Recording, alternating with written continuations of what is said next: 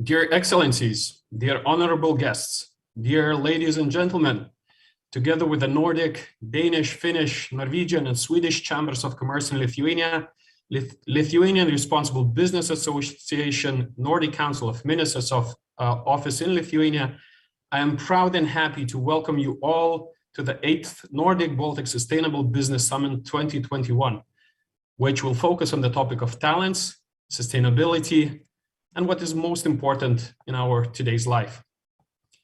On the background of the Sustainability Summit, it is an annual event focusing on corporate social responsibility and sustainability issues.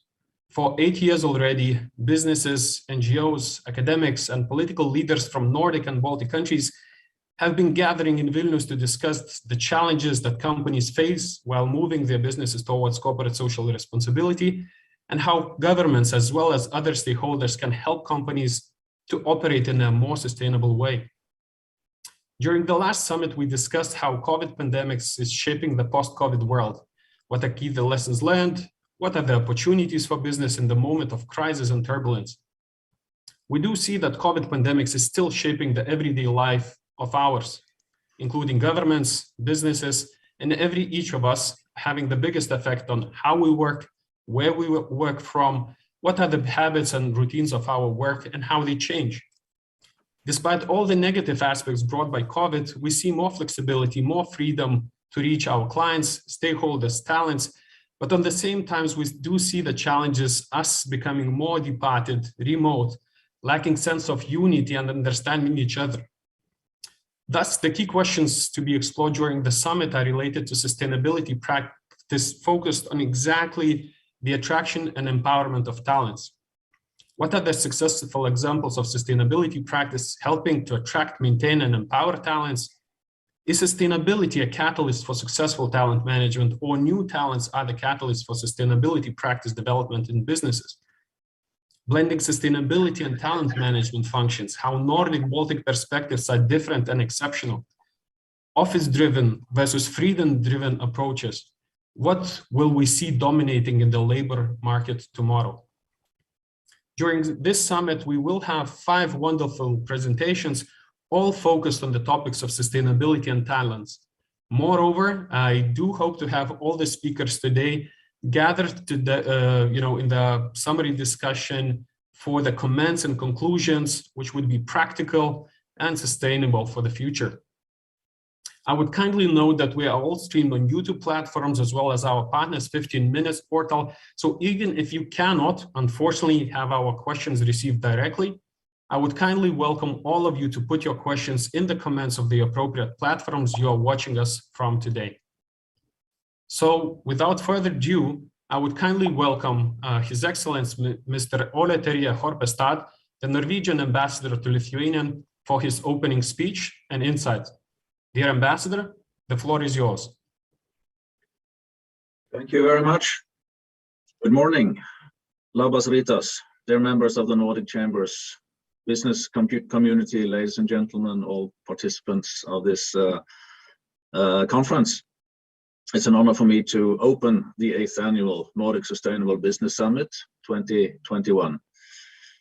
I'd like to thank the Nordic Council of Ministers Office in Lithuania and our partners from the Nordic Chambers for their outstanding work in organizing this summit that focuses on sustainable business and empowerment of talents.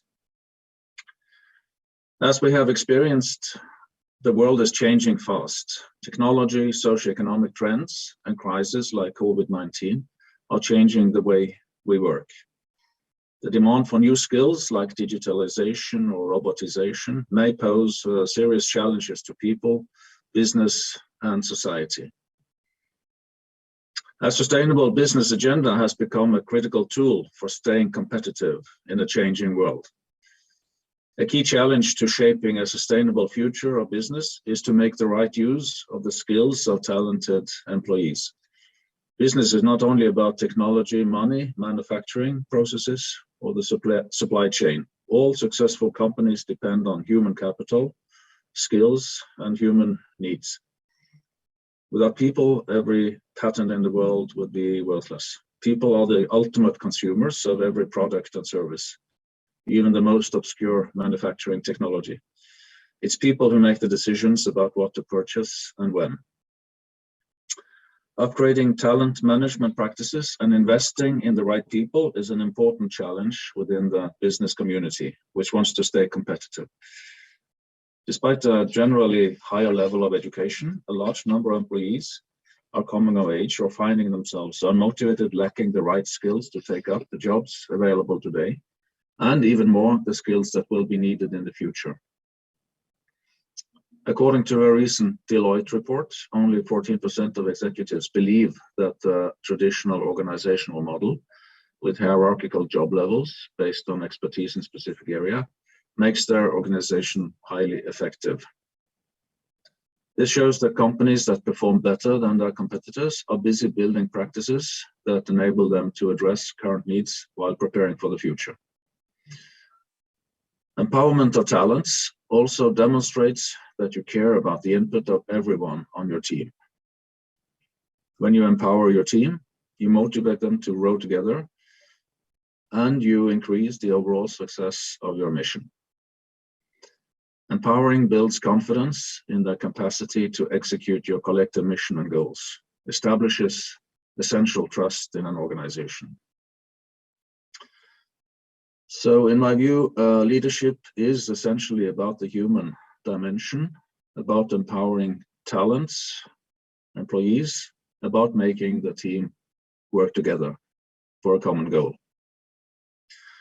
Steve Jobs once said, "Great things in business are never done by one person, they're done by a team of people." Empowerment of talents is a prerequisite for sustainable, successful business.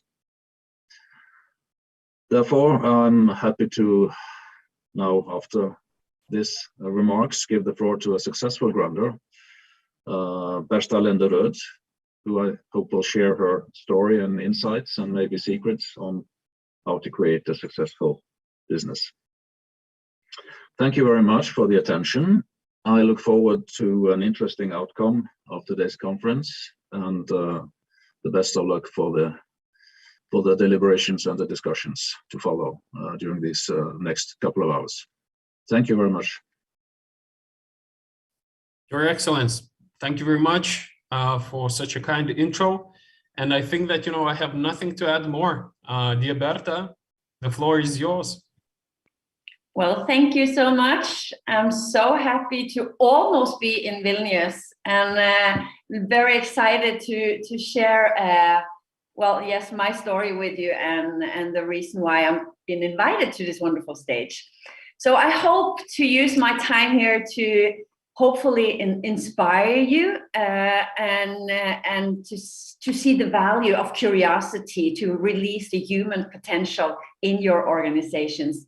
I'm going to use some of my time to share my story with you, the reason for my passion and work, and why I have been invited here. I'm also going to talk about why all of us need to ignite our curiosity and be brave enough to engage in conversations, to connect with each other as colleagues and as humans in the workplace to create a sustainable future together. And I truly believe that this future belongs to the curious, the ones who are not afraid to question it, to try it, explore it, poke at it, turn it inside out and upside down. And millennials, the also called Generation Z, the new talents, they ask questions and they poke and they challenge and they change everything. They do not ask if they can work for you. They ask, why should they work for you? What do you as an organization stand for? What are your values and how do they match with their values? Millennials are resilient and value-driven. They strongly believe business must have purpose beyond profit, and they will not accept status quo.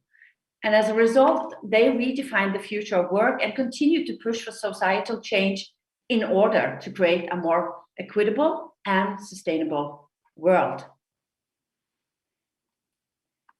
They want to be part of something bigger than themselves. They do not work for a logo. They work for a cause and they work for each other, for their team. According to PwC's recent global survey of 3,200 workers in more than 40 countries, strong cultures, as Ole also talked about, drive better business outcomes. Organizations with a view of culture as a distinction and a source of competitive advantage maintain a sense of community better, respond to customer needs better, innovate with a higher degree of success, and deliver better business results, right? So what is a company culture? You might be familiar with the expression that the culture is in these walls, right? Well, it's not. Where's the culture? It's in you, it's in the people. The culture in an organization is really not something we have, especially not in the walls of our offices. It's something we do. It's in everyone's behavior, communication, and interaction every day. And my personal journey into curiosity and communication and connections and company culture started 8 years ago. And it started, as a lot of things do, because of a man. And in all modesty, I have to tell you that I'm married to the most wonderful man sometimes. Well, I'm not married sometimes, but he is wonderful sometimes, right? However, the thing that really connected the two of us from the very beginning were the great conversations.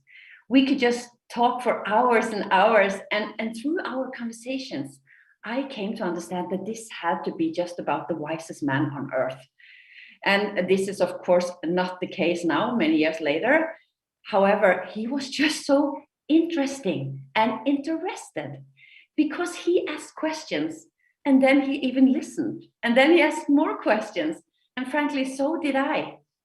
And fast forward a few years, and we have 2 more children in addition to my 2 boys from a previous marriage. And I began to realize that once these kids were gone to bed, we were spending much of our alone time together, exhausted on the sofa, in front of the TV, and also preferably with our phones in our hands, and not anonymously, if you recognize this, right?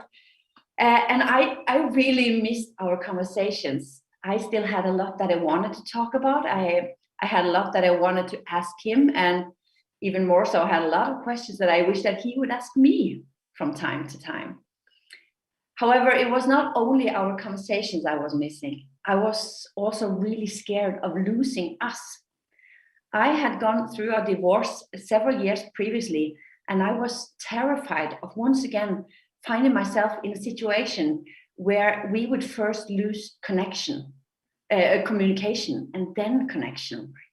Because I had learned the hard way that when we stop asking, we stop sharing, and then we stop caring. So I began to write down questions on small paper notes and collected them in an envelope. And that was questions about us as individuals, as a family, as a couple. And this envelope was quite full when I presented it to my husband one night. And over a bottle of wine, which of you, of course, need to get a Norwegian man to open up, we started to randomly pick questions. And that night was kind of magical for us. 9 years ago almost. It was like going back to those first years of dating. Remember those days when you're naturally or actually curious of each other? And we shared and we laughed and we even cried for hours, and we didn't pick that many questions because each question generated so much conversation. And I remember thinking that this must be fun, entertaining, and maybe even meaningful for all couples out there.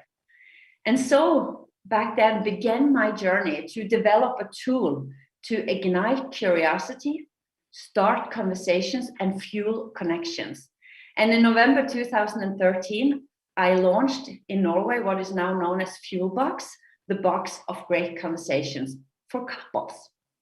However, since I had worked in the pharmaceutical industry for 11 years and the last 5 years with developing team leaders and people, I soon came to think that, well, it's not only in a couple's relationship we need to be curious of each other and talk with each other to be happy together and to make it together, that is to succeed together. So what began with a feeling of disconnection has become a tool for connection. Fuel box has become a concept of a dozen different tailored fuel boxes in 9 different languages, and even a fuel box app, which you can find in thousands and thousands of homes and schools and private and public organizations and businesses, not only in Norway, but in several other countries. And me and my wonderful team of 9 colleagues, we work every day to help businesses implement Fuelbox as a tool to release the collective potential in their organization. And Fuelbox, whether we're talking about Fuelbox couples or team or Fuelbox leadership or Fuelbox family or even Fuelbox youth or the app, are all about cultivating curiosity, about coming together face to face, picking relevant questions to kickstart reflection and great conversation that develop and strengthen ourselves, our connections, and whole organization through sharing and learning and growth. So my personal needs were the reason for developing Fuelbox. However, it may not seem that I was alone in having these needs, because what curiosity, asking questions, and having these conversations comes down to is connection. I have learned that our connections is the most important thing all of us really have. They are crucial to how we feel, how content and happy we are, for our health, and for how we perform in our homes, in our schools, and especially also in the workplace. We all have the need to be seen, to be heard, to feel valued, and to have a sense of belonging. A lot of studies show this now, and I think all of us here also know this. And why has it become so important today and so relevant even in the workplace? I think that has everything to do with the world we live in. The fantastic technology that we are surrounded by today has made the concept of distance very different. The world has become smaller and more accessible in so many wonderful ways. However, the question remains, has this wonderful technology brought us closer to each other? Or has it perhaps brought us closer to everyone else, except those closest to us? Today, we work in front of these screens, we are entertained by them, and we spend hours being social through different devices. So these screens and these mobile devices that we are all more or less dependent on, they not only change what we do and how we do it, but they also change who we are, because we are getting used to being together without being together. We live in a world today where we hold these phones more than we hold each other, and we ask far more questions of Google than we ask of each other. The paradox is that we are more disconnected in a world that has never been more connected. We are connected, but we are alone. Look at my slide, even when we are together. And what does this mean for the workplace? With new hybrid solution and ambition to create agile leaders and agile teams, how do we attract and keep talents then? How do we build company cultures where talents not just want to come, but where they want to stay? There are many studies and surveys done lately that shows that the pandemic will and should change the way we work, and that it has changed all of ours, and especially the upcoming generation, the new talents, expectation to how they will work. Flexibility and autonomy being on the top of their list, together with purpose. This is not something we can ignore if we want to attract and keep talents. So how do we release the individual and the collective potential in our new hybrid organization? Because loneliness is still one of the world's greatest epidemics, and this COVID-19 pandemic has not changed this for the better for us. And loneliness, as you know, is really bad for us, for our health, for our performance, and especially in the workplace. And then loneliness is not about being alone. For example, in your home office, we can feel alone together with others. And that's probably the worst kind of loneliness, because loneliness is about disconnection. It's about not feeling seen and heard and valued, and that we belong. So that is why I believe that is an important, if not the most important, leadership responsibility to create space for conversations that would otherwise not take place. Conversations where we can get to know each other better in a way that creates connections, belonging, unity in a company. Conversation where we can share and explore our different perspectives and learn from each other. Conversation where we receive feedback and acknowledgement for what we do, but even more so for whom we are. And last but certainly not least, conversations where we can connect, engage, and explore our shared purpose and value. And I will just show you a small selection of how you could start the conversation in your team, in your company, with a few questions from Fuelbox team and our Fuelbox app.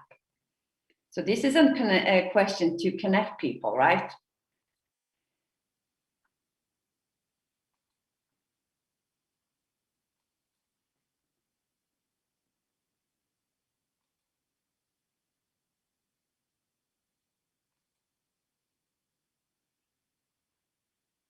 And questions to invite all of your colleagues to discuss important issues to create the business that you want. At a big business summit here in Norway a few weeks ago, two great sources of inspiration talked about what they think is crucial to succeed as organizations in the future. Irene Meyer, co-writer of No Rules Rule on the culture of Netflix, and Jitske Kramer, who is a social anthropologist. They said that we need less bullet point and spreadsheet meetings and more campfire conversation. Can you imagine campfire conversations in the office? But they stress that culture is about connections and bonds between people. And this means that we must set aside time for great conversation to establish these connections and ask the questions that are important to get the culture we want and need to succeed. Because there's always something more urgent than having a great conversation, both in our personal life and also in the workplace, right? And we talk all the time, don't we? But what are we actually talking about? Do we have the conversation that makes us feel seen and understood and heard and valued, and that creates belonging? Do we ask the questions that are important to bring about the culture we want, as Meyer and Kramer said? And then how important are these conversations and these connections in the workplace really? To enjoy and be happy at work, obviously, but to perform and create results. What really characterizes the most efficient teams? The teams that performs the best in an organization over time, measured in financial outcome. That's really why we are here in this team, right? And that is also what Google wanted to find out. And maybe some of you know this, but they analyzed 180 teams and interviewed hundreds of employees over a period of 2 years in their study Aristoteles, because they wanted to know what characterizes the most efficient teams in our organization, the teams that performs the best over time, measured in financial outcome. And they had an idea. They had an idea that the teams that were put together by the most competent people that had complementary competencies had to be the dream team, right? And what they found was quite the opposite. Who is on a team matters less than how the team members interact with each other.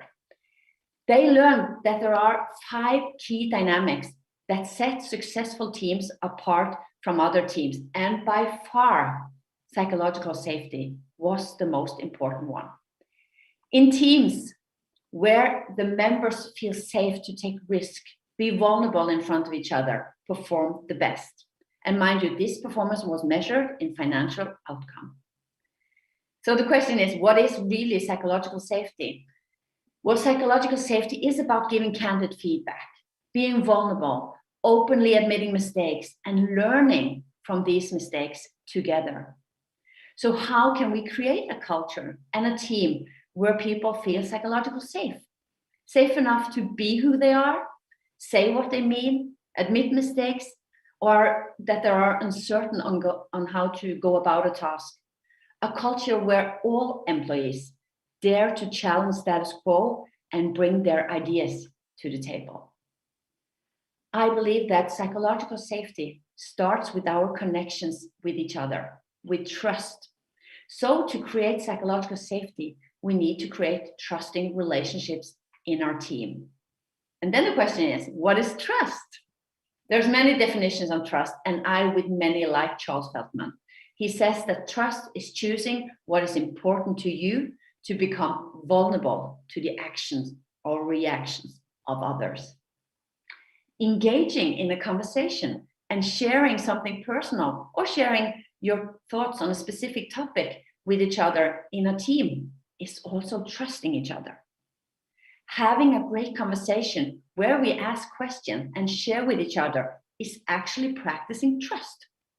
So creating space for conversations that would otherwise not appear is actually creating space for developing trust in a team or in an organization. And trust is fundamental in the new ways of working. What I have learned the last 8 years is that being curious, asking questions, and sharing our thoughts, perspectives, and stories with one another creates intimacy in a team, in a relationship, recognition, respect, understanding, trust, belonging, and yes, even love. And if there's something we need more of in our homes, in our workplaces, in our world, it is these words. And it is not something we can take for granted. It is something we have to take responsibility for. We as leaders need to create space for the conversations to happen, for the connections between colleagues to develop, and for the culture we want or need to be built. One of my personal role models is Sir Richard Branson. You all probably know him as the founder of Virgin Group, which controls more than 400 companies. He was awarded with the most admired boss back in 2015, I think. And one of his most famous quotes is, "Train people well enough so they can leave, but treat them well enough so they don't want to." I believe that great conversations really eat strategy for breakfast. And I have, of course, been inspired by the more famous quote, "Culture eats strategy for breakfast, operational excellence for lunch, and everything else for dinner." This message has been linked to many different big leaders and authors in economy and leadership. Regardless of whom said it first, the message is that people are your most important asset. And your result depends first and foremost on your people and how they communicate and interact with each other.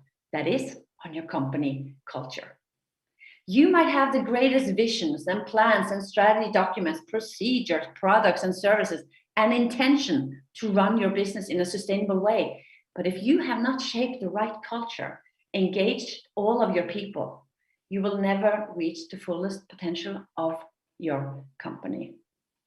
And then there's change. Progress, growth, development is impossible without change. And those who cannot change their minds cannot change anything. And we live in a world where change is the new stability. And we as organizations, we need to embrace change as an opportunity to learn, to grow and achieve together. And for me, sustainability is closely linked to diversity and inclusion. And diversity and inclusion is really not about color, gender, religion, age, sexual identity. It's about perspective. It's about being open to the idea that other people have different life experiences because of the way they grew up, their religion, their age, their color, their gender, and whatever it is. And that it is of great value to bring these different perspectives to the table. Different perspectives are crucial to release the individual and the collective potential in an organization. Inclusion at work is a company culture that actively invites, involve, and value people and their different perspectives. Once again, leadership is very much about creating space for these conversations and invite people to these conversations and value their perspective. What I've also learned the last years is that it can for sure feel both very vulnerable and take a lot of courage and trust to look someone in the eyes and ask them these kinds of open-ended and deeper questions and start these conversations, because you never know what kind of reaction you will get, right? And that's why we need to practice. We need to practice curiosity, communication as individuals and as a team, as a culture. And of course, me and my husband, we practice with our kids. And once at our cabin, we picked this question from Fuelbox family together with our kids. Who could play the leading actors in the movie about our life? And you might think, what could possibly go wrong with this question? Well, I'll tell you. My husband, he was really happy about the outcome of that question because the kids thought that James Bond should play my husband, Thomas. And you can, of course, see the resemblance. Me, on the other hand, I was not that happy with the kids' choice because they thought my role should be played by no other than this thing, Sid from Ice Age. And mind you, when I was curious and explored their answer, they said it was not only because we look alike, it was also because we have the same personality. So you need to be brave enough to also embrace the answer that you will get. I will leave you in 30 seconds with a scientific proven tip, and which will not only make you great conversation partners with or without Fuelbox, but it will fuel all of your relationships and your connection. And this tip is only 3 words, and you can see Dr. Mark Holder's TED Talk for all the research and science behind this tip. But according to him and his science, there are 3 words all of us in this meeting should use more often. That will make us great conversation partners and fuel our connections. And these 3 words are, tell me more. These 3 words, they signal interest, that what you are saying to me means something to me. That means you mean something to me. And then something happened in the conversation and in the connection. So tell me more, and thank you so much for having me and listening to me. Thank you. Berta, wow. What an inspirational presentation. Thank you very much there. I think that I had kind of, the first question was more of a philosophical one, right? Where's the direct link between the sustainability and fireside chats? But I think that you did open it up, right? That this is the backbone of the sustainability. If we are not curious, if we're not able to listen to people, I think that, you know, any thoughts about being sustainable will vanish in a second. Am I correct with that kind of outcome and output of the discussion? I at least totally agree with you. And I also think that we need to understand we cannot only have a sustainable director in our company. We need to engage everyone, both to understand the possibilities in sustainability and their responsibility, but also to create engagement so that everyone is working together to create a sustainable business. So that is really my message. But Berta, and I fully agree with you. And here comes the tricky question that I promised you with, right? In your presentation, you said yourself that it is hard for ourselves sometimes to talk to our loved ones, right? But imagine the CEO, right? We will have Paulus, for example, from Payco talking later on with us, and he manages hundreds, sometimes it's even thousands, right? So when it's hard to talk to our loved ones, what would the CEO, the shareholder, have to do to put the fire on and start this conversation that these would actually become the part of our culture? Well, thank you for asking me that. Well, I really think we always, when we want to start something new or change something or improve something, we need to start with the leaders, right? So when we work with company, we always start with the top management, and we start having these conversations in the management team, the top management team. And then the leaders bring these conversations down to their leaders, and they have the conversation, and then they bring it further down to their team and engage all team members in these conversations. So, but it has to start on the top. And I also think it's a great idea for all leaders to show vulnerability. Of course, a leader for 1,000 people can't go around having these conversations, but they can post a video and share something personal, some personal reflection, something personal about themselves, to show some kind of vulnerability, show who they really are, to try and connect with their organization and to inspire others to do that further down. So I start with them. It always starts on the top, but I think it's a demand that comes from the bottom, really. Perfect. Berta, once again, thank you very much. To the audience, I will kindly remind that Berta will be there with us in the summary discussions there. So should you have some philosophical or practical questions for Berta, please go ahead, shoot them in the comments there, and I will be more than happy to address them in the summary notes. So now, after the keynote, thank you, Berta, once again, we will have a very interesting scientific study presented by Mr. Jesper Christiansen from the National Research Center for the Working Environment in Denmark. And this is very, very scientific, right? The name of the presentation itself, the future of the Nordic psychosocial work environment, the implications for occupational health. Jesper, the floor is yours. Walk me through, right? So what are those implications? Thank you very much. Yeah, I'm looking forward to talk about it, and I can say I'm already very excited by the first talk, and I can hear that I will expect that there will be really many takes on sustainability in the business, and this is my take on it. And as you said, it's a scientific study.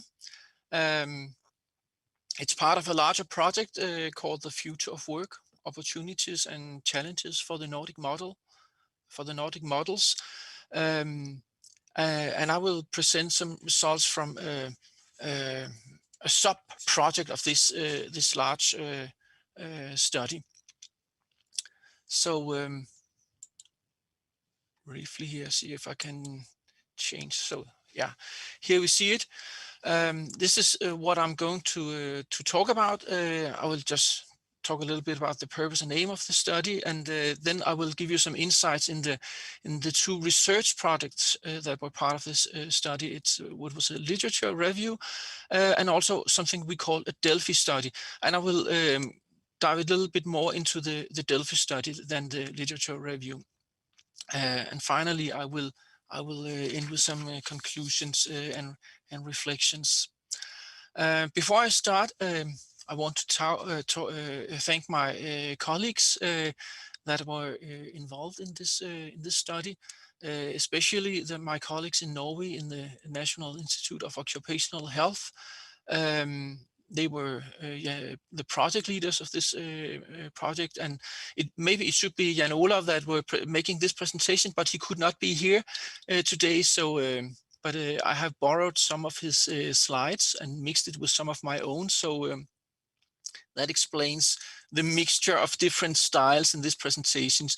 You have to bear over with me on that, and I hope it will not confuse you too much. Well, so here we go. As I said, this study, part of a larger project, this study has focused on occupational health and work environment in the Nordic countries.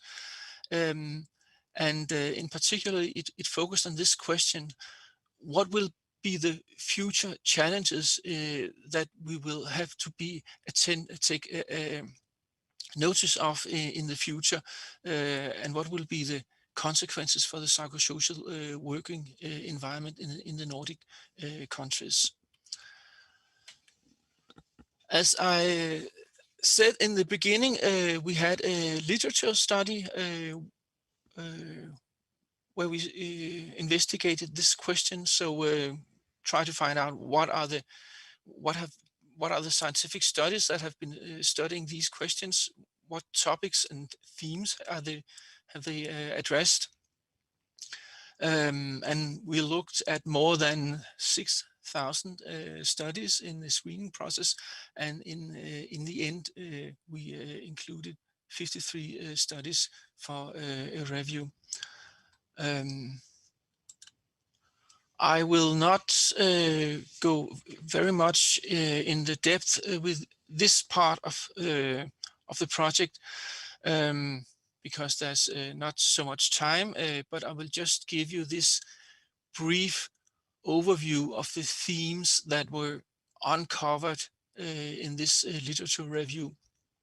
So you can see what is it from a scientific viewpoint, what are the topics and challenges that are to be expected and that is studied right now. Some of the themes, for example, are workplace tele pressure, availability demands, and work private life interference. And there's also this introduction of new technologies. So the future, we expect a lot of new technologies to develop and influence the work environment. Of course, that has caught the interest of researchers also.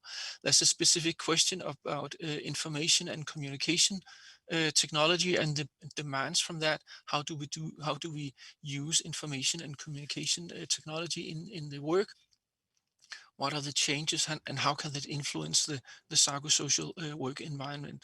There's a specific topic of techno-stress, which means that we, due to the new technology, we are always on. We have to respond to emails immediately, to SMS and text messages immediately. We have to check the our Facebook and messengers and all kind of things immediately. We cannot uncouple from that, and that can really stress us and create what we call techno-stress. That is also an issue in the workplace. Finally, there are two topics that were not so covered so much, but still interesting. This attitudes towards new technology, and also when you use technology to harass co-workers and others, writing bad comments and criticism in different social media, and etc. etc.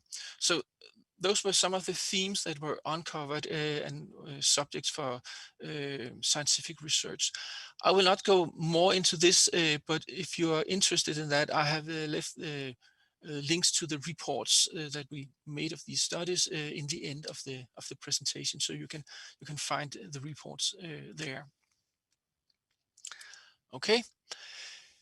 Now I will move on to the Delphi study that I was more involved in than the literature study. I will just say why is it called a Delphi study?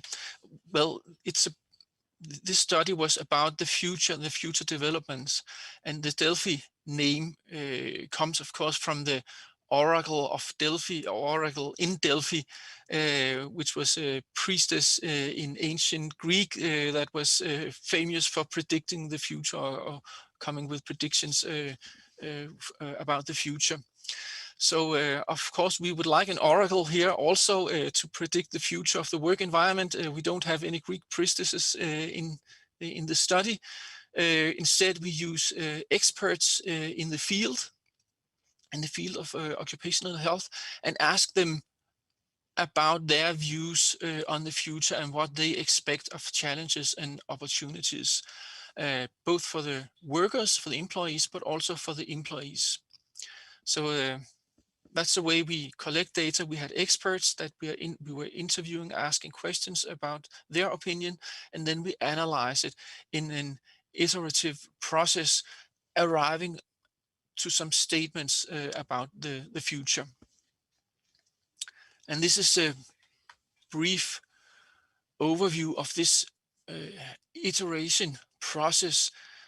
First, we ask these open-ended questions about the future, and then we have a feedback process where we process the input, and the final round 3, we have some statements about the future, the challenges, opportunities that we ask these experts to rate.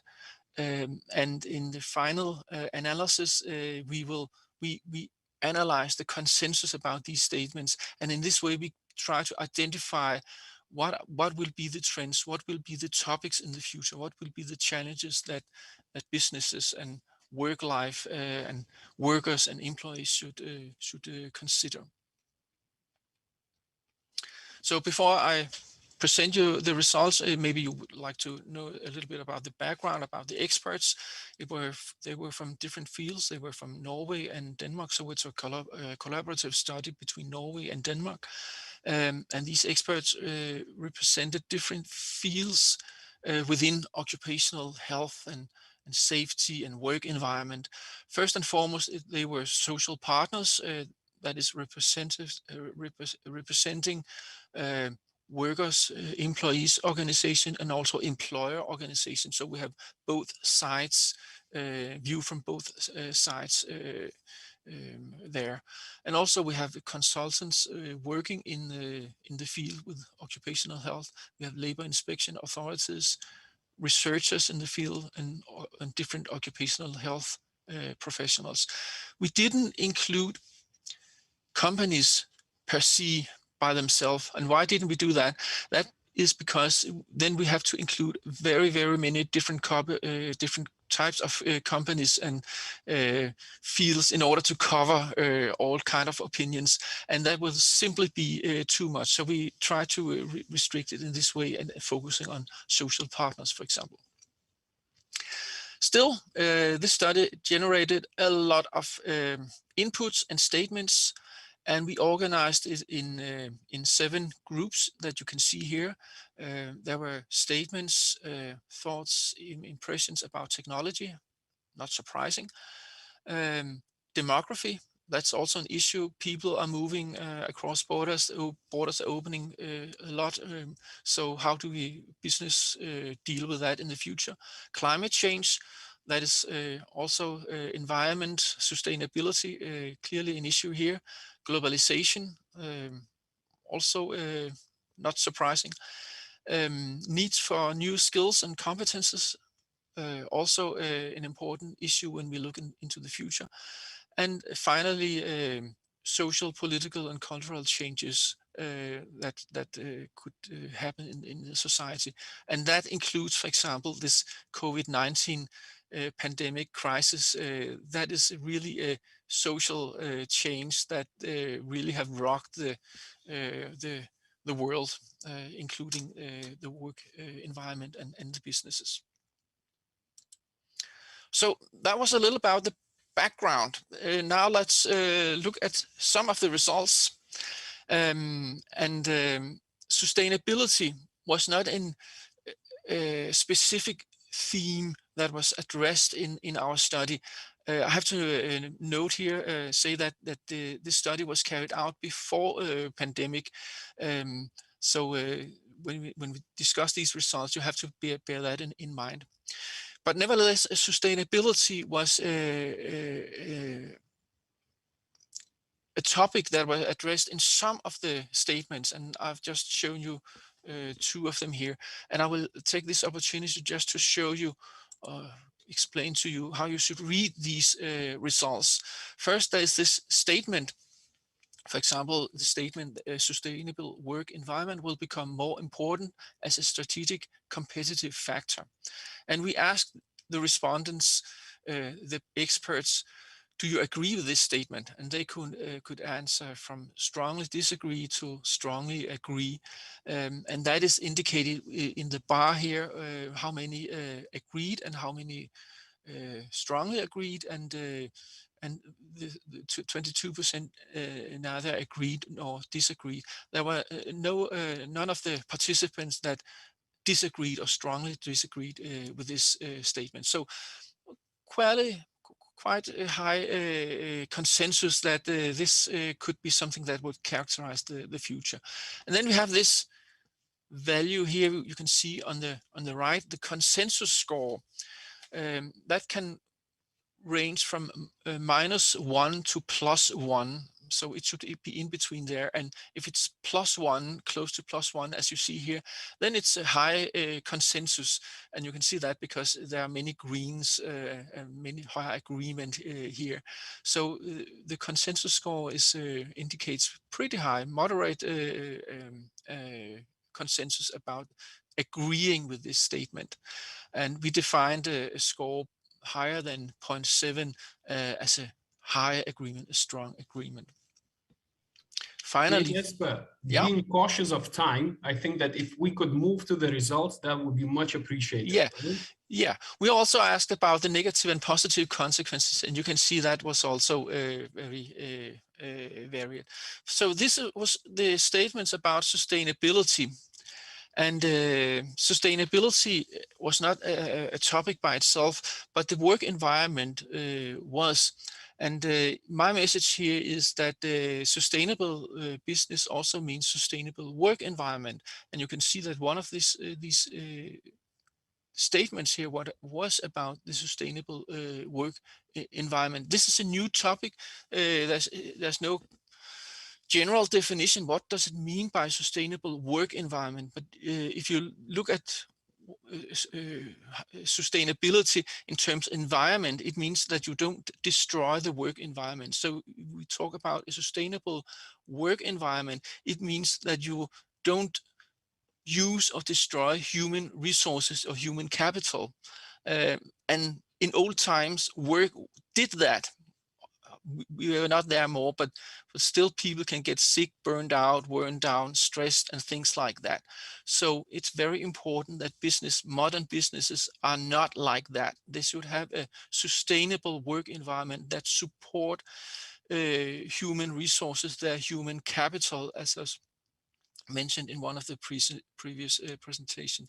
It should contribute to employees' well-being, physical and mental well-being, and it should also generate values for the employees, meaning in life, purpose, and things like that, and of course also income, money.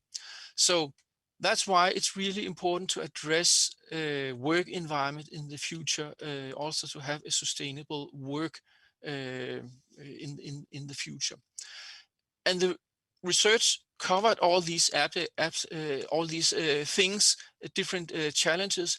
I cannot go into all of them, but one of the things that I want to focus on is home office or working from home, or what we call remote work, because there was an issue before the pandemic, but it's becoming even more important now, and a lot of business are moving towards more remote work, to more working from home and home offices and things like that.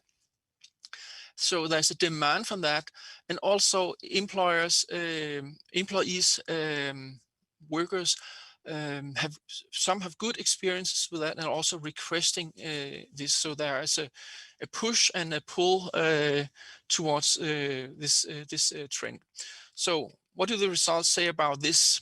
Well, there's a lot of things covered by this, that includes remote work. Potentially working from home can promote autonomy and flexibility. It's flexible to work from home. You can decide your own working time to some extent. You can have breaks when you want to some extent and things like that. So there, of course, very much more flexibility included in that. And that is a positive resource in the work environment. But it also demands something of you. It requires self-leadership. And sometimes it also requires flexibility. You're always on, maybe you are always on work. You don't have the ability to set limits for yourself. So you're working more because you don't know what is expected from you because of this lack of leadership, maybe. Also, an issue that was uncovered is who's responsible for the working environment when you're working home. Who's checking on you? Who can see then when you're not well, if you're stressed, if you're on the limit of burnout, and that can be huge consequences for you. You can be sick and cannot longer work.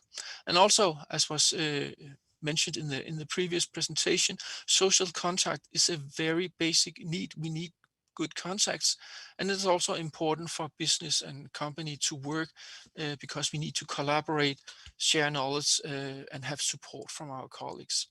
So let's just briefly dive into some of these results here. Let's show that self-leadership is something that is of increasing or will be required to increasing extent, and there's a pretty high consensus about that among the experts. So almost all of the experts agree that this aspect of work will be important in the future, and that raises some questions. Who is good? Who can manage this self-leadership?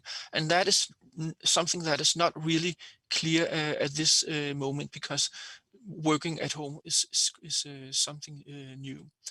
And also availability demands will increase. So you should be available at different times at the day, and maybe also different days of the week. When are you off, and when is the leisure time, and when are you supposed to work?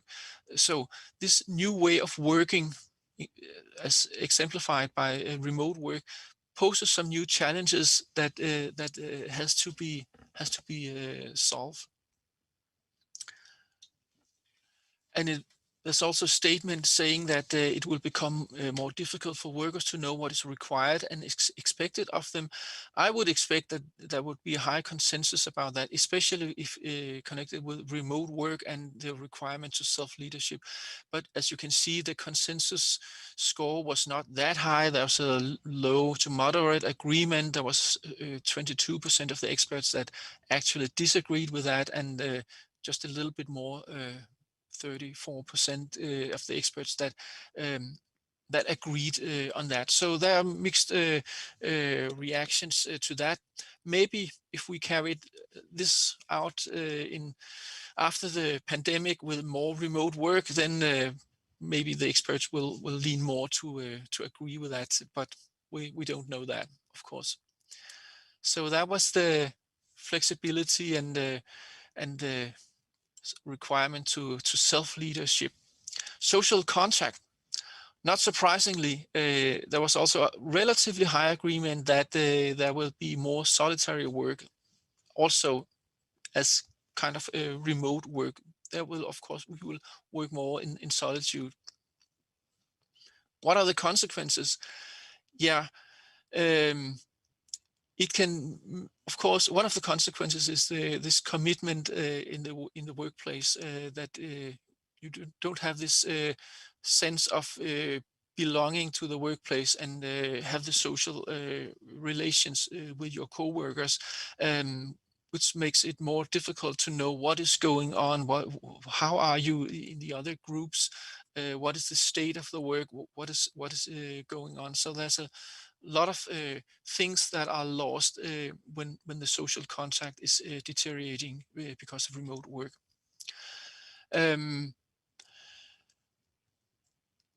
And this last statement is saying more of this. It will also hamper social relations at the workplace, but it will also, yeah, that's more or less the same statement. In other words, it's also an issue about the consequences on the social relations at the workplace. So just to summarize these main points here, there's a lot of good things and about remote work and the changes brought about by new information and communication technology. It will be possible to have more flexibility, and decide when to work and how to work and where to do it and at what time. So this flexibility is definitely a very positive things that was quite clear from the results in this report. But also, when we talk about remote work, there's this challenge of leadership. How can you provide supervision as a manager, provide the adequate feedback and engage in communication with the workers? And that is very important because you have to know what is going on. Are the workers stuck in some process, or what is how is it going with a work task? So supervision and leadership can be challenged by this remote work. And there's also this issue: who's responsible for the work environment when you're working at home? Formally, at least in the Nordic countries and in Denmark, at least, it's the employer who's responsible for the work environment. But it's not so clear when part of the work is going on at home. So there's a need for clarification on this topic, and we don't know that quite clearly yet.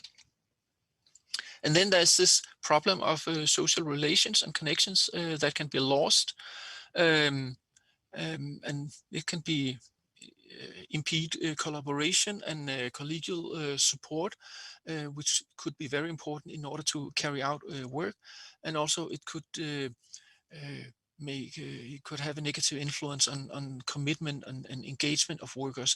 And we know that all these things are very important for employees in order to be satisfied with their job and to feel that their work is meaningful, and also for them being productive. So the loss of these social relations and connections is really a challenge that should be addressed if you want to, as a company, to push forward with this more remote work, because there's some advantages associated with it. You should also think of these negative consequences. So that was my summary of the results on this remote work. I just want to briefly end here with an overview of the conclusions from the reports in general of what we found, because there were a lot of other issues, as I said, than just remote work. We addressed a lot of risk factors that will appear in the future in the work environment, but you could say it was all traditional risk factors and also protective factors. For example, job demands, autonomy, support, and things like that. That is in a psychosocial work environment very well-known issues, but they are coming in new disguises in the future. For example, with this remote work, communication platforms, social media and things like that, robot technology, where we have to interact via robotic interfaces and with robots. So even though the psychosocial risk factors will be the same, they will have some new origins. There will be, so to speak, new demands, as I mentioned, technostress, telepressure, requirements to new competences, that you have to learn new skills, complex skills, in order to navigate in this new complex work environment. You have to interact with new colleagues across borders in different time zones, etc., etc. So there are these challenges that we have, that companies have to address in the future. Jesper, just because of the pressure of time, I think that, the study is very interesting. That will be my last slide. So thank you very much for the attention. This is what I felt. I think that, to end maybe on the practicalities there, not sure whether you went that dive with a deep with a Delphi study, right? But there are so many discussions about, so what is the right balance? 1 remote day per work, 5 days remote per work. So what even if the study does not, answer that, if it does, it's perfect. But what would your, feeling be based on the study itself? Well, my feeling is that it depends on the employees. I think we have different, as an employees, we have different requirements and desires and conditions. For example, for me, it's easy to work home because I have the physical locations to do it. I don't have kids at home anymore that can disturb me, but other of my colleagues have different challenges. Maybe they are in a small apartment, there's no room for that. So you have to think these physical conditions of the employees, is that at all possible for them.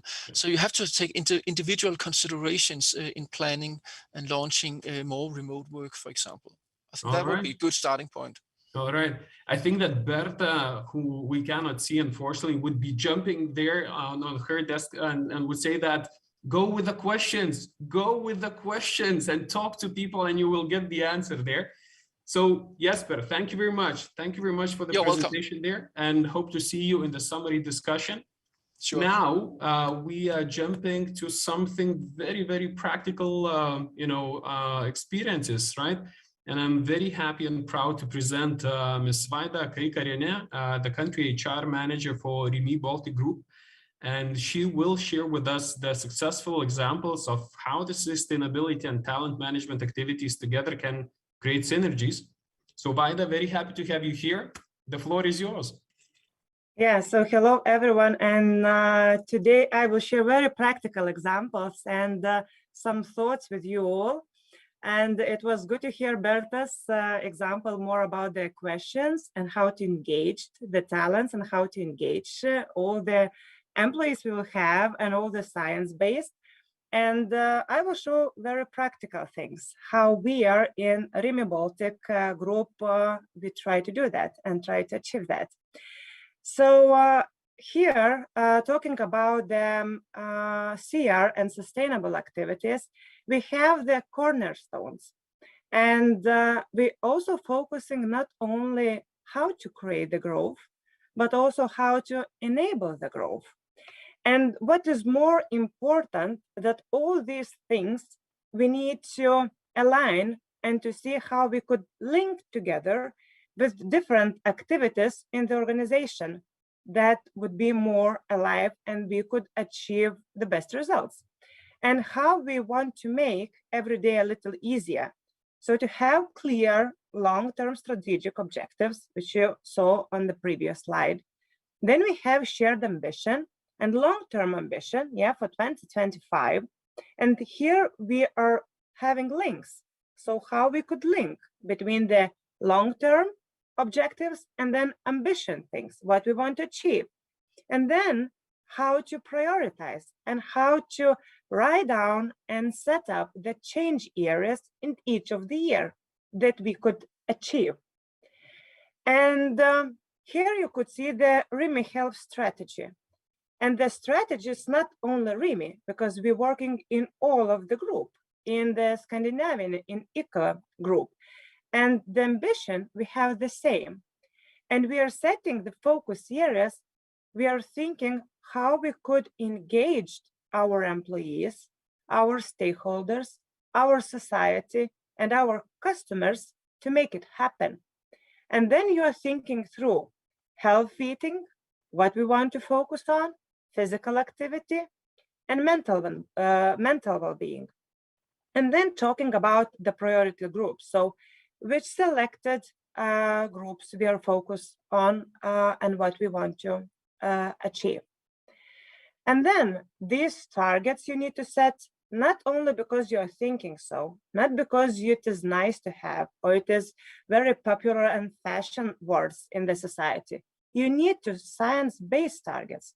You need to see what science are doing, where we are moving, and what they are providing summaries of the studies, of the case studies. Then also how we could engage and how we could engage the communities where we are working and how we could engage our employees, because we have more than 12,000 employees working in the organization, and we together could make impact on these areas. And it is not only CR team activities. We need to work together. We need to work closely with raising the questions, with answering the questions, even the trying to find the answers to the questions, and then to make the priorities and the list of the activities, what we want to achieve. And here you could see an example. If we are talking about healthy eating, how we could work closely with the commercial department. If you're talking about physical activity, how we empower and also work closely with marketing department and of the rest of the organization. Mental well-being, also how together in the organization and supporting with HR activities, we could make an impact. So we understand that in all possible areas, you cannot achieve and reach the best and greatest results. So you need to focus on. You need to have the focus areas where you want to make the major impact. And we are saying that we want to create things for a good tomorrow.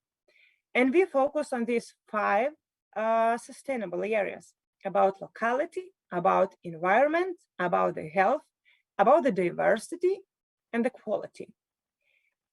And without people, we are nobody. It is just written areas. It is just written cornerstones. And we as an organization, we are empowering our employees to make a decision. We are giving them mandate to decide what we want to achieve, what we want to do. We try to listen, not only to talk and to share, but listen, because we have this power of huge society. And then incorporate them and work together on CR activities. In each of the store, we have an ambassadors who are working on these 5 different CR areas. And they could make impact working closer with their customers, with their communities, even with their teams. So why we are doing this? We are doing this because in the RIMI, we are saying that everyone is a talent. And we have more than 12,000 talents in the organization. So we need to listen to their ideas. We need to make it happen, these ideas. And then when you are focusing even on the diversity part, for example, it is more wider perspective to make things happen. We are saying that it does not matter what age you are. Join RIMI, and we could make things together. It doesn't matter what kind of abilities you have, disabilities you have. We really want to find your talent area and then empower together into the organization and to make things together. Foreigners, all and majority of the organization are trying to have the same kind of employees, the same approach or the same competences or the same gender things. Be more wider, have diverse teams, because in these diverse teams, you could have different approaches and different view to the same problem, to the same thing, and to the same focus area. So how together, all the CR activities and all the activities what you're doing in the organization, and together with the talents you have in the organization, how together we could make a synergy. So first of all, when you are creating this CR, for example, strategy, when you're thinking about the cornerstones, create it together, include science, include your customers, include your employees, stakeholders, to have a huge focus group to discuss so what we want to achieve, what ambition we could create, and could we create this ambition together? Communicate, to think about the communication, not communicate just in the organization.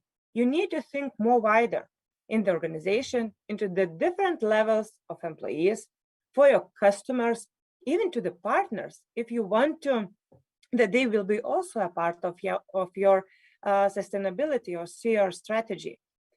Set KPIs. So KPIs is to set, you need to focus and try to find the best way, what we want to measure, what KPIs we want to have, and use the SMART methodology of setting the KPIs. And the same, you need to set KPIs together with your partners, business partners, your employees, your customers, your society, or your community with whom you're working. Then work together.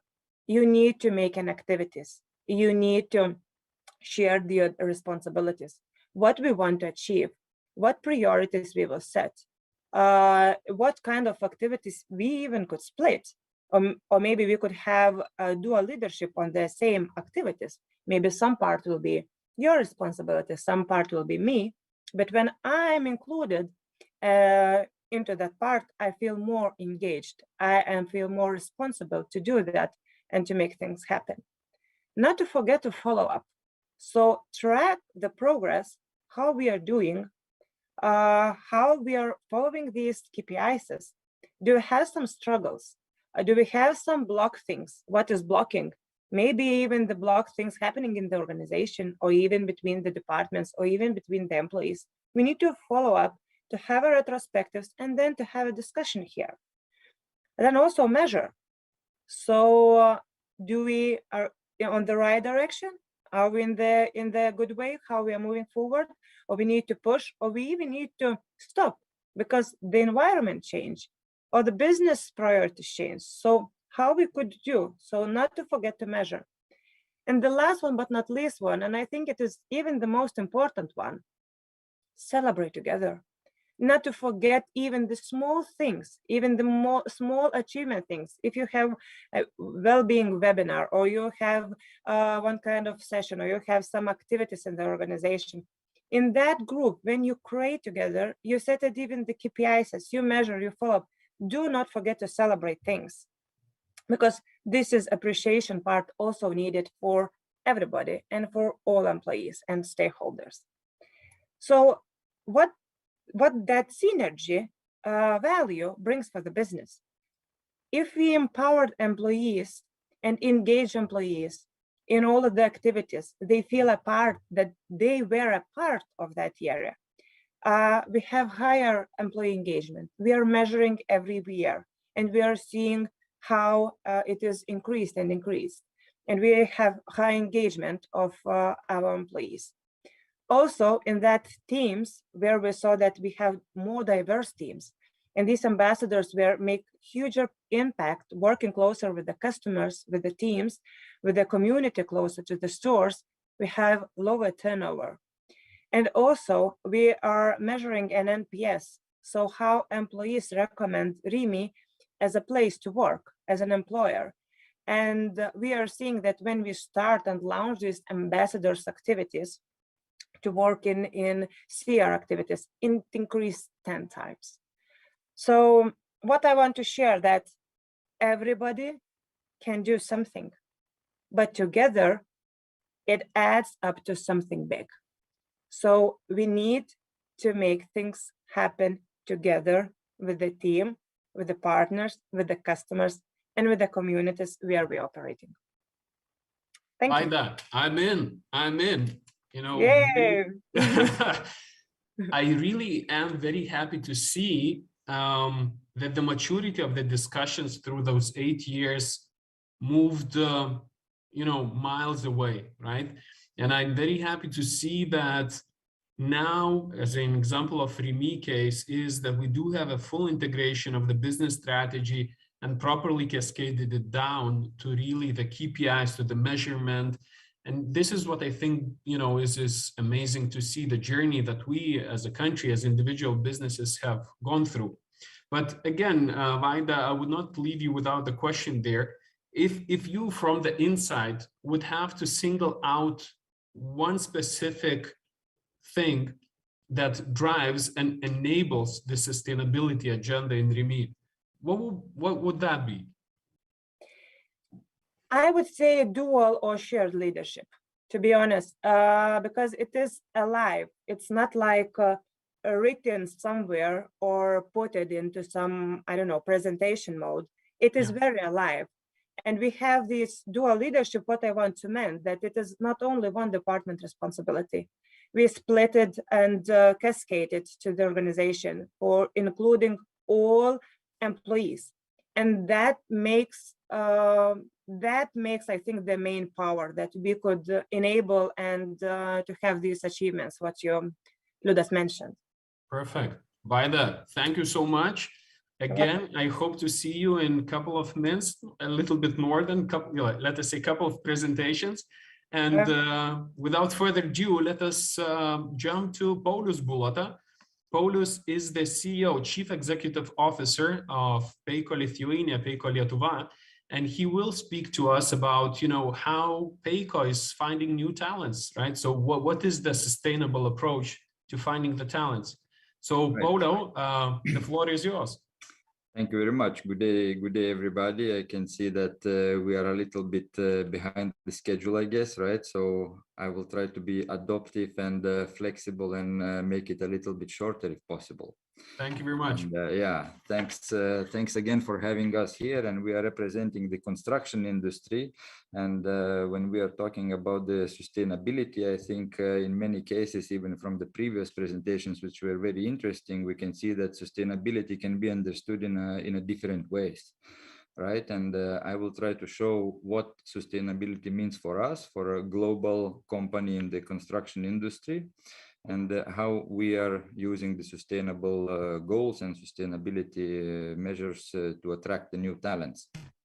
And as it was mentioned in the first presentation, everything starts from the top, right? And the CEO of Peiko Group, which is headquartered in Finland, and our owner, he is also having this slogan. And this slogan for us, quickly I wanted to share it. And this is not only a slogan to put it on the wall and print it, but this is actually really the principle that we are following. And he is, how to say, walking the talk, right? And further on, if we look at our geographical presence in the world, it's even more complicated to speak regarding sustainability and sustainable goals, because in Europe, sustainability can be understood in one way, and we are, I think, very well advanced. And in the Middle East, in Asia, or in America, it has probably a little bit different meaning. What is sustainability? What is sustainable? What we should do to be more sustainable, right? And everybody has some kind of a point of view. In Peiko, when we are thinking about the talents, definitely the sustainable activities of the company are extremely important, especially now, especially for the young people and young talents, new persons we are calling forerunners, because we are positioning our company as a forerunner in the construction industry, in the building materials area. And being a forerunner, it's important for us as a company between our competitors. At the same time, we want to see our employees as a forerunners inside our organization and in general in the construction industry. So the talent should be problem-solving people with the complex thinking, ethical, with the collaborative, continuous improvement should be values that each forerunner is having. And when we look further regarding Peiko and forerunners, we are saying, what does that mean for us? And the first point, we put a rich heritage. But to be honest, a rich heritage is not really the highest priority. This is like a history, this is important, but most important are the points from the bottom of this list, where we talk about shaping the future, where we talk about inspiring others, where we talk about the innovations and independence. These are really the drivers that are attracting forerunners and that making them want to stay in the company. And now this is probably the most important slide, and I'm glad also that I have seen in the Rimi presentation the more or less the same theme, that there are United Nations Sustainable Development Goals, and everybody can see that there are, I think, 17 of those goals in the United Nations website and reports, and we have selected 5 of them.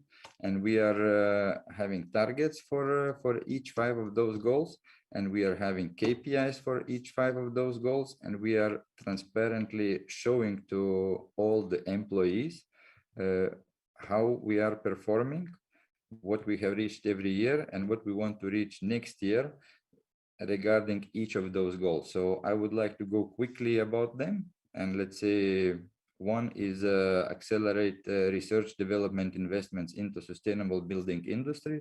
This is related very well with the sustainable solutions and with the money that the company is investing in the research and development. And this is important to emphasize, that these investments are really not the ones which are bringing the best return on investments. So from the business point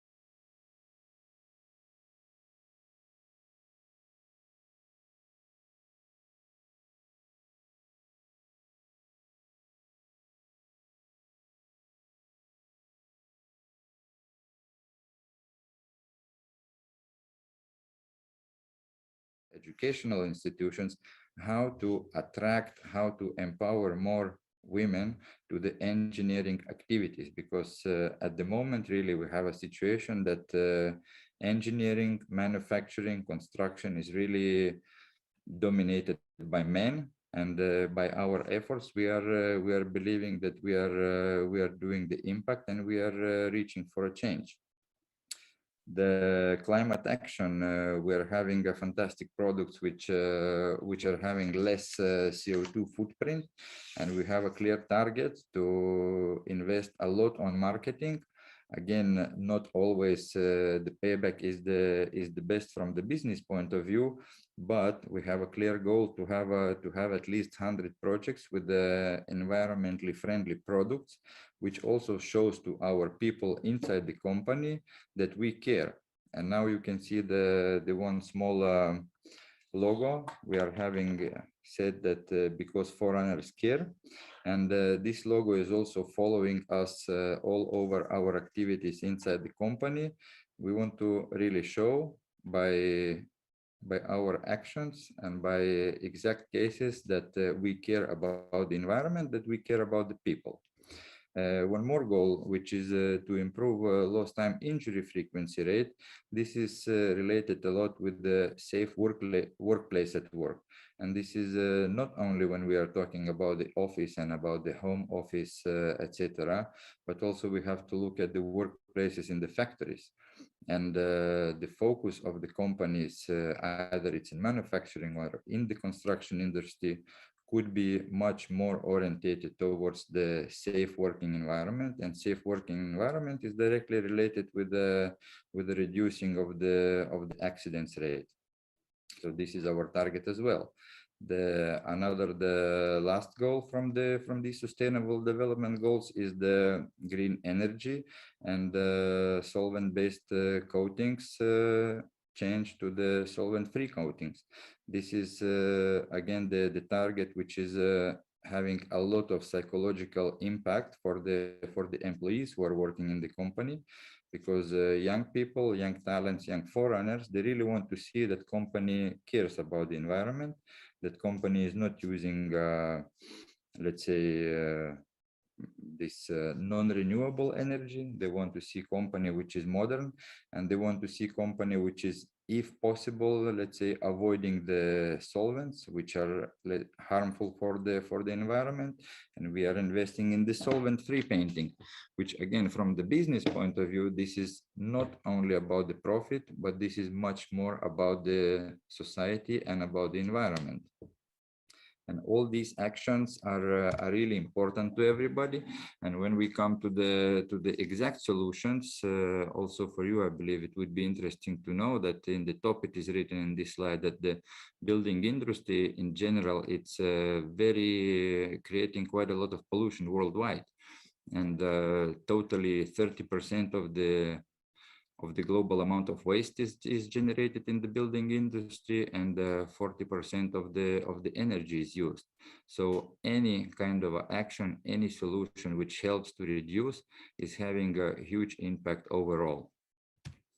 We are having and we are investing in some products and solutions which are CO2 friendly, which are lightening the environmental footprint, etc.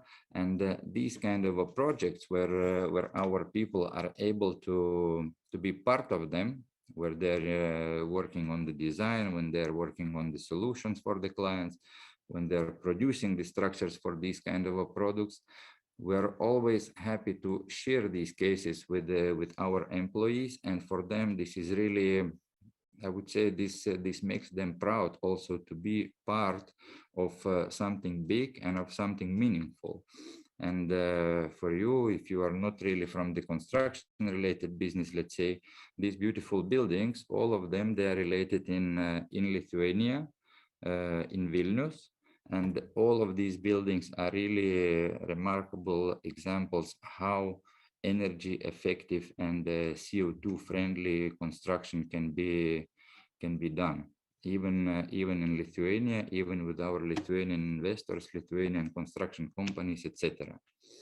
So shortly, shortly more or less about it. I think I was able to save some time, and for us it's really important that we are caring for the planet, and this is really important for our people. Perfect, Paulo. Thank you very much. I think that, you know, the one question which was, you know, always sticking in my head was about really, do you see that the forerunners not only care, but they actually contribute to the discussion, right? Have you measured, do you measure, I don't know, through NPS, through the innovative solutions that they would contribute to? And do you have the answer to that the forerunners also contribute to the innovative solutions which would be more sustainable? Definitely, this was what also I was showing, that this because forerunners care means forerunners are acting because they care, right? This is our message and our idea, that we are doing the exact actions and we are influencing the better future. Yeah. Paulo, if I'm not mistaken, in the last slide, I've seen one of the buildings is actually the Danske Bank's building as well. Or Exactly. am I mistaken? Exactly, it is. Perfect. So I think that this serves as the perfect bridge to our last presentation. And I'm more than honored and happy to present Giedrius Zakunskas, the head of end user services in Danske Bank. And he will share with us his perspective about the sustainability as people strategy. So as we're short in time and we're packed in time, I will not torture you with any philosophical questions. Giedrius, the floor is yours, and passionate to listen for your presentation. Thank you so much. Can you hear me well? All is good. Excellent. So do you see my slides? Yes. That's fantastic. Great. So thank you for Perfect Click, and thank you for helping us to be more sustainable. So I was thinking, you know, what to show, and generally I don't like too much of corporate slogans unless they're really backed up by the actions, and or they're living and breathing it. Otherwise, it's a words on the wall. So when I look into the, you know, Danske Bank in Lithuania, we have about 4,000 people. 4,000 employees in Vilnius. So we are literally moved out of the banking business in Lithuania, but we are still part of a big bank, helping bank to succeed and release the full potential for their clients. So the 4,000 people, we move from the banking business, I say for myself, we move into the people business. And for me, the people business, this is the probably the places where I've been all my life. And when I talk about sustainability, the question is how we can make the sustainability programs really sustainable. It means, for me, that means you are ticking 3 boxes that should be good for your people, that should be good for your business, and that should be good for your society. And if you are able to get this triple win and interlock those 3 boxes, then your sustainability program is true, this is honest, because you kind of reinforcing that not only by saying it, not because you just want to do that, not just because for the common good, but you deeply understand why it is important and you have the energy to continue forward. So for me, it's how to keep your heads in the cloud and then have feet on the ground and walk the talk. Sustainability probably for me resonates a lot with a stewardship.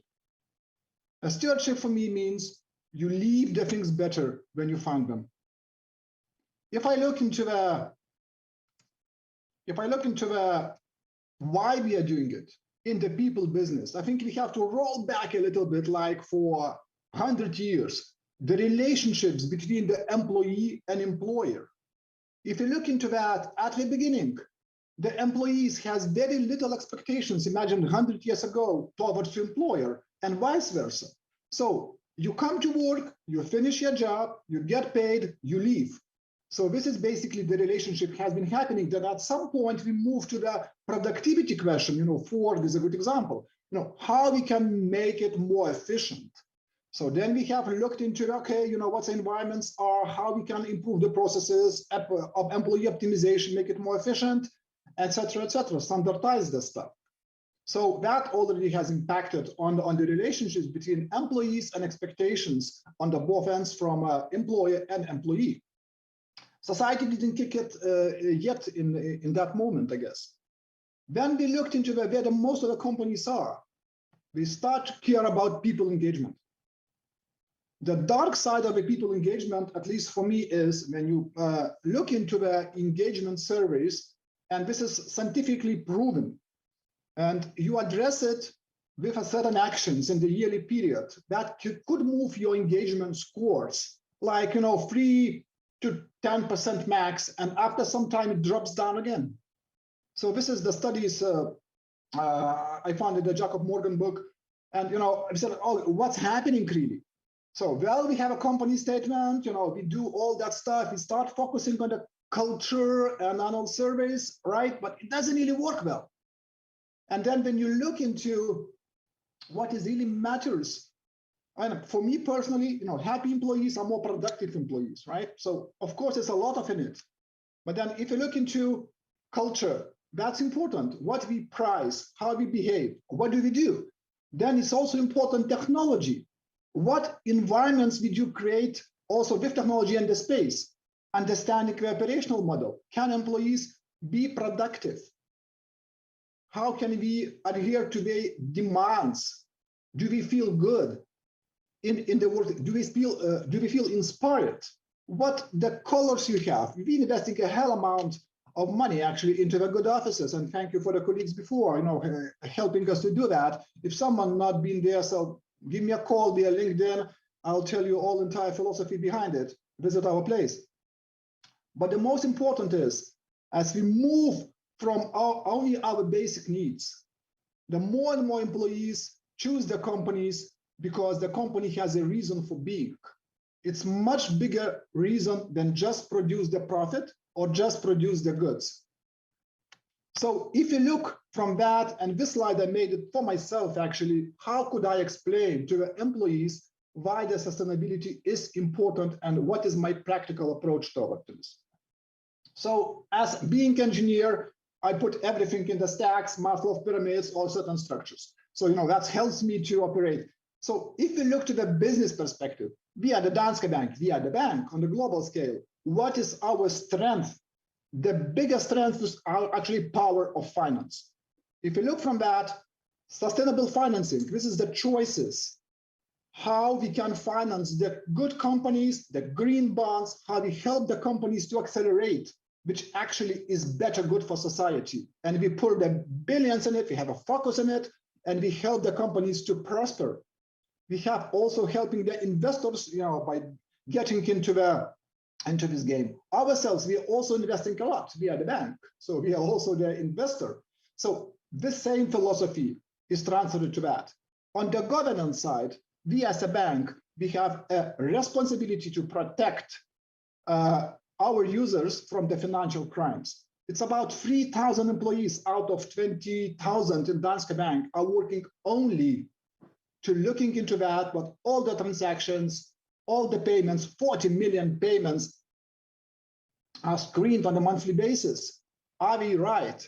Is it someone getting cheated? Do we have some evasion of the money? Do we have some shady stuff?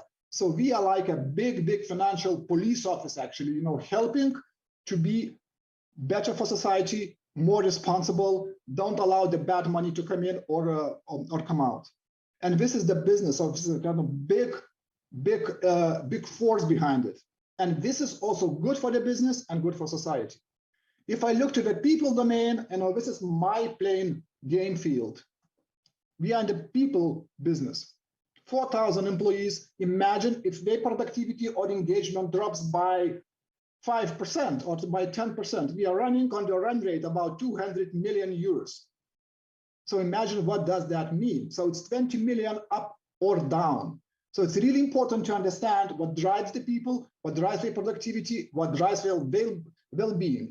For me, and those people who has been working in the offshoring, nearshoring, and different type of setups, they would understand very clearly what I'm saying. Sustainable organization. There has been a good and not so good and perfect and bad practices running this business. It depends on how you provide and what kind of jobs you outsource, insource, and keep the people equipped with. So sustainable organizational design is for me when all the people in the company, regardless of their location, are the first-class citizens.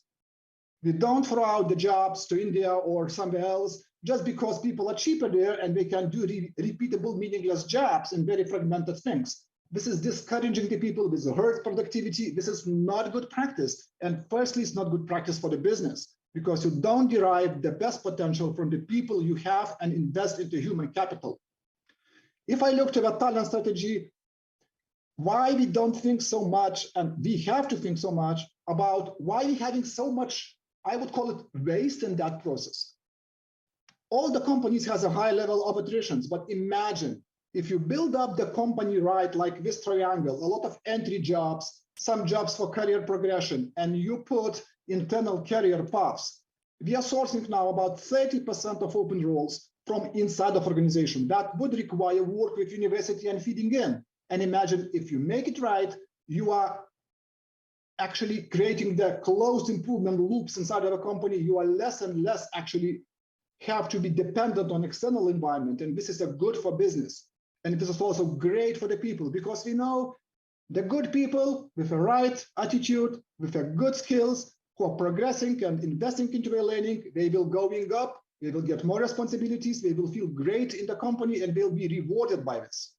So we are kind of looking into that. 30% of all openings, it's done from internal candidates.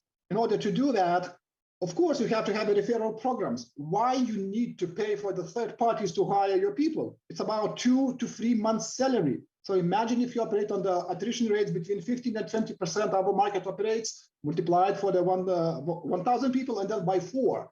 So you will quickly get into a calculation how much of the money we spend for the third parties. Why not to give those money to your people? They are the best actually to attract and to know who are the best guys in the market. We pay them if they, and this is like I'm getting closing loop. So why we don't make this process more sustainable for ourselves and better for our employees? If I move to the society, let's take one spectrum, D&I, diversity and inclusion. And for me is so important because it's so close to my heart.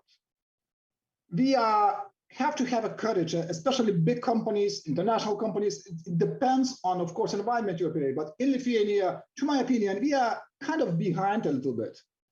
And that takes courage and the bravery to be a step ahead than the rest of society, to help society to progress faster. Our laws, they don't have anything said about if two same-sex parents, we have the kid, they can't really get even the paternity leave, paid paternity leave. Same-sex parents can't. We don't have a law for that. Even if you want, there's a lot of hard things for the people. Therefore, we are supporting the motion towards to the same rights for all the people, but also we do very practical steps. With our HR department, if the same-sex couple has a child, we are paying them from our own funds the paid parental leave. And this is happening as we speak now. So I think it takes a courage to help society to develop to the better one, although society is very much divided in Lithuania regarding D&I. I'm not talking about only sex, age, is disabilities. This is much wider spectrum. So in order to be successful in the people business, of course, university, it's not about only helping universities to teach what is necessary to get the skills in the market, but it's also understand what is sustainable. All the people in university, especially in IT, from the second year of graduation in the university, they all already have jobs. And this is the fact. The dark side of that, they compromise the quality of the skills they're getting in university. They're simply spending 8 hours a day because the money they need is now, instead of going to the lessons in university. So this is, or they stretch themselves. They work like 14 hours then, because 8 hours at the job, the rest with the studies. And this is not that nice. So instead of just looking simply, okay, let's employ more students, you have to be really careful. What do you really impose on them? the quality of education suffers from that.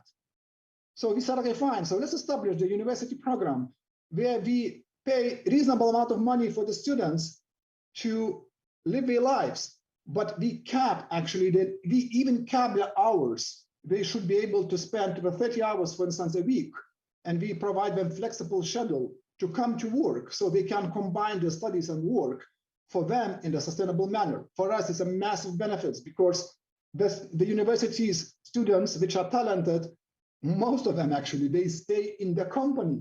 They feed the chain of talents. And this is what makes win-win-win for everybody, I guess. We touched before on the work-home balance in our discussion. Of course, pandemic changed the stuff. You know, we've been talking about work or not from home before pandemic for the years, and then it just happened in a day. So literally, like in 2 weeks, we moved 99% of the people in Danske Bank in Lithuania to home. So, but then we look into that. Oh, hey, you know, like this is actually cool. So, you know, how we can help the people, how we can subsidize the equipment they can buy at home and arrange an office. This is some tangible things. We can make them their lives much easier, much better. It's also good for productivity. So, you know, we dedicate amount of money to buy the monitors, to equip chairs, etc., whatever you want or need to make your life much easier and better. And then flex commute, you know, flexible schedules. Why don't you need to stuck in the traffic jams in the mornings? You know, let's remember yesterday what has happened. It took me 1 hour to bring my daughter to the school. Oh my God. So, you know, if not a daughter, I would go to commute to my work actually at 10 o'clock because I can do my mails in the morning. I can jump into this. And this is already corporate culture. This is absolutely fine. We trust our people. They do the job and they can choose a flexibility. And that should be backed up from, you know, something which is very fundamental, our investment into our environments. I think we touch upon the offices. Yes, I think we have a fantastic office in Vilnius. I think, you know, it's all beam solar blinds. It uses the rainwater. It's very power efficient. It's activity based. So basically, you know, people don't, they choose the way we want to work. It's absolutely flex seating. It has a canteens, it has a sport gym, so people don't need to waste the energy to find something else to come. We spoke with a Meyer, unfortunately it didn't happen, but I said, okay, look, what we need to be more sustainable, less travel. So why don't you open like a kindergarten for 1,000 great kids close to us? So, you know, less traffic jams to arrive to the same location, you give your kid to the kindergarten, take it from kindergarten, no commuting inside of the city just because of that. So, you know, we didn't agree with Shimachos on that. Whatever. So, but this is the aspiration. If you look into the services, what is sustainable? Like canteens, simple things, but this is important. People can spend less time going for lunch and waiting for the waiters instead of they can come and pick up the stuff we really want to eat. It's a kind of flat fee, very seamless. Book, you pay, you go. And then it's not only save the money, they can, you know, like 1 hour for developer is 50 euros, right? So, you know, if you spend 1 hour elsewhere, you know, the businessman would feel, okay, that means I lost like 50 euros. If he spends 15 minutes for the lunch, then probably, you know, he will code more, right? So he'll create a value of 45 euros or so, or 30 euros. That's kind of business logic. But for me, it's also employees' happiness. Look, they can spend that 45 minutes on something else than the job. We can chat with a friends, we can go to play the golf on the simulator or do something which, you know, go to a mindfulness lesson, go to the gym, you know, make it much more better for him. And Giedriau, yeah, as we, you know, I see the passion, I see the excitement of yours, right? But I also see the clock ticking there, and I don't want to hold my audience for too long. So if you would go to the conclusions, right? So what are the key aspects that you would like to bring to our audience to say, so what is the core of the strategy? So I guess, first of all, get it structured and get the storyline for yourself. Do you really believe it? Try to get win-win-win. You know, then it will be really sustainable, because if that helps your business, if that helps your people, if that helps your society, this is basically the reinforcing elements which would make your investment into that and effort into that continuous and very impactful. You know, if you have a traffic problem, why not? You create the car spots for the people who bring their another colleagues into office. and these are marked, and you cannot park, anyone else can park there except those who comes in couples or more employees. This is benefit. You know, if you have less cars in the parking, if you have less commute time, and employees can enjoy each other actually on the way to work. You know, those practical things. You have to live the dream. You have to make it real. You have to make it happen. You know, donate furnitures, bikes to work, fantastic. Put the showers. Not only that, if you want the people come to bike to work, incentivize it. Make a like 2 times a year bike repair shop for free. You know, you'll see hundreds of bicycles appearing on that day. And for some people, that would become a habit. So what I'm trying to say, you know, keep it conceptual, keep it real, walk the talk, but always see the bigger picture. So Ludas, thank you, back to you. Giedriau, I love the passion. I love the atmosphere there. And on this high note, I think that it's just about time to gather all the speakers together there for the conclusive remarks, right? And again, being cautious of time and then really respecting the audience, I would leave our summary discussion to the highlight points, right? So if I would give a question, Diaz, right? So what are the key and I will limit it to 2 questions, right? The first one is, what are the key takeaways from all of the participants that we heard today, right? And Berta, apologies, but I will start with you, right? So what are the key takeaways for you? Well, I was happy to hear that everyone really talked about how the people that are going to deliver the results, the strategy, whatever, to actually the people who are the company are important to invest in, to include, to engage. And I thought everyone talked about that in different ways. So for me, who is passionate about the conversations and about connections between people, and really believe that that is bottom line for us to thrive and be happy, but also to perform and collaborate and achieve together. I was really happy to hear that. And I love that many of you guys had other concrete activities as examples of how we can do that. So yep. That's one key takeaway for me. And you know, you listen for what you really want, right? So to confirm what you believe. Yeah, thank you very much. Jesper. Yeah, I will not take so much time this time, because I completely agree with Berta. I think it was very positive experience for me to hear these very different focuses on the people, and that suits very well and very much in line with my own viewpoint on the importance of the work environment, because that also encompasses people perspective. So I was very encouraged by all these presentations. So thank you very much to all of you. Vaida? Thank you everyone for sharing your presentations. And my also main takeaway is from maybe Berta's side about raising the questions and use these 3 words, tell me more, and ask these three words and for our employees. And great example which Giedriau shared, from stakeholders, from the vision, how to make it happen with all the employees together, and make some tips and tricks with the cars, with the bicycles, and some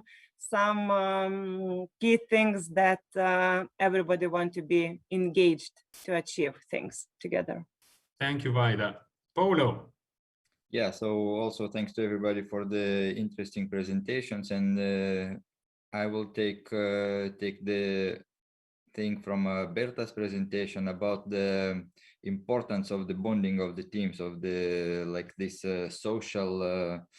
social collaboration between the team members, that it's even more important than the individual abilities of the team members. And on the other hand, it's really nice to see that the companies are thinking about the sustainability. Sustainability means even different things to different companies, but it's important to set the goals. And Giedrius was mentioning also a couple of times in his presentation, walk the talk is really important. It's not only posters on the walls, but the actions and practical actions. Perfect. Giedriau, you were mentioned, for quite some time. What is the key takeaway for you? Yeah. So, Ali G in the house, if you've seen that movie, he will say keep it real, right? But, in reality, I think, for me, when I listen to all the people, like, you need to understand your business, how business can flourish because of that, right? You need to love your people, understand the importance of their satisfaction and well-being, right? And then probably you need to help societies to become better, because this brings also a massive energy for the people, and especially for the new generation which are coming now to a labor market. They look for the reason why the companies exist beyond the core business. Thank you. Now, the second question is a little bit more tricky. I looked through the participants list of today's conference, right? I've seen mayors, I've seen the ministers of the Republic of Lithuania, I've seen the researchers, academics, NGOs, right? So if you would pick one stakeholder and would say that, guys, whether this is an incentive, whether this is another idea, what would be their recommendation to them, to the selected stakeholder, that would help us be better, move faster, and really be more sustainable? I don't want to, put it on Berta's shoulder here again. So anyone, any ideas? I will not pinpoint you guys there. So if you have an idea, just shoot it out. So if I understand, I can't keep silence. So I'm not good with silence. But if I understand your question, are you asking us one good advice to start with first? Is that what? Yeah, so I think that this is fine, right? I think that, what I hear and what I see is a lot of individual examples of how businesses take and do something, right? So can we bring businesses together? Can we involve somehow the NGOs into this more sustainability aspect? Is there something that the government could do more to help business, to help the society to go faster with the sustainability topic? So maybe I can comment quickly. I think the government in general, they're doing some regulation activities regarding the norms and guidelines, etc. But to be practical, as Rimi was showing, as Danske was showing, I would suggest for the government and their organizations also to set their own goals of sustainability, especially towards the people who are working for the government, and walk the talk, do the actions. Cool. I would Yes. also want to add to the Paulo thought. I'm also thinking not only set the KPIs and not only set the targets, but maybe start from the beginning, include business more, and set these targets and KPIs together, and then to think it is relevant for us and we could achieve this or not. And then also not to forget to be the role model for the all institutions. So how to be a good example for the business that could also track and follow them, and then, celebrate together the success. Perfect. Giedriau. I would say to politicians, keep in mind the new electorate is coming. If you want to still stay in the business you want to stay, keep in mind this is really important. And look into this and walk the talk and keep it real. Especially politicians, we should be judged not what we are talking, but what we are doing. And if I'm looking into that, electorate becomes smarter and smarter. So if we talk about the partnership agreement, which is the first small step to make employees' life easier and to allow the people to be who they are, why don't you think about that? Why are you stopping it in the parliament? If you talk about we help the businesses to flourish in our city, so we are paying like hell amount of the taxes. One employee in the centers like ours is paying 6 times more than average citizen in Vilnius. This is my calculations as a contribution to the city budget. So don't, walk the talk. Help they make their lives easier. Give them a little bit back, and we don't ask much. Yeah, perfect. Berta, Jesper, any ideas from your side?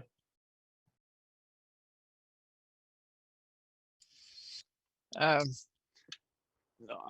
think it's difficult for me to come with good advices to other than if there are any research colleagues listening, then I think they can agree with me that I think more knowledge are needed also about sustainability in the businesses. So, yeah.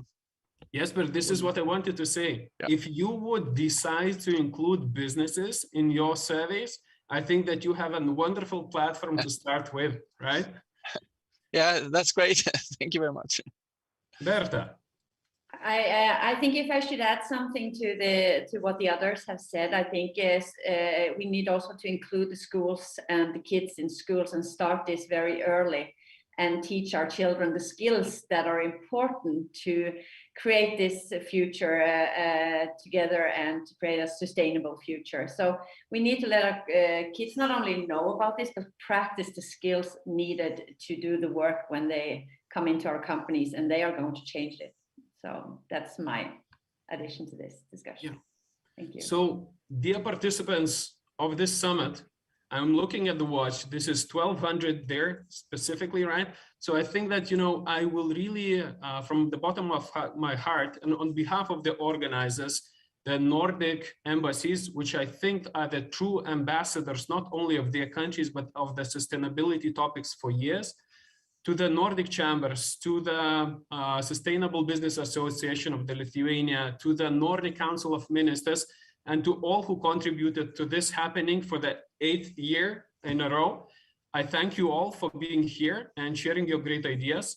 And I hope to see you live for the 9th summit next year in Vilnius. So thank you very much and see you next year. Well done, Liudas.